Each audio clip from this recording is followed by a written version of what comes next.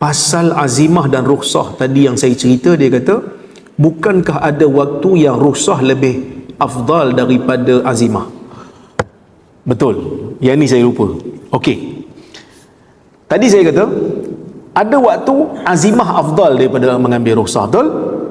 Ada waktu rukhsah afdal daripada azimah. Bila? Ha? Bila, tuan-tuan? Bila kita musafir nak salat qasar. Kita musafir, kita nak salat 4 rakaat. Qasar afdal ataupun tamam afdal? Qasar afdal. Kecuali kalau kita salat di belakang imam tamam, dan waktu tu wajib kita tamam. Faham Kalau kita salat sama kita, imam musafir, makmum musafir. Makmum tanya imam, berapa imam? Kita qasar afdal.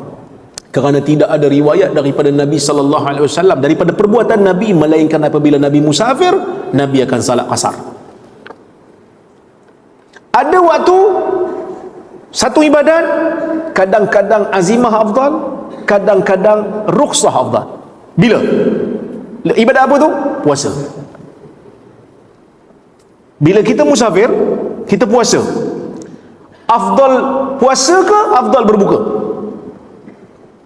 Tengok keadaan. Kalau kita larat puasa, puasa afdal. Kalau kita tak larat, kita tahu dah kalau aku puasa ni memang aku akan tumbang, maka berbuka afdal. Sebab dalam hadis Nabi SAW ada sebut, Nabi kata, laisa minal bir as-siyamu fis safar, atau kama qala, bukanlah dalam kebaikan bagi seseorang yang berpuasa ketika bermusafir. Nabi sebut ni bukan untuk umum, pada seorang sahabat yang tumbang ketika mana bermusafir dan kekal berpuasa. Nabi suruh dia berbuka.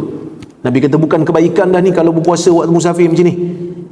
Tapi ada ayat Quran kata apa? Wa antasumu khairul lakum. Kalau kamu teruskan berpuasa, itu lebih baik untuk kamu. Ini kalau orang yang mampu untuk berpuasa dalam keadaan bermusafir dan dia tak mudaratkan diri dia.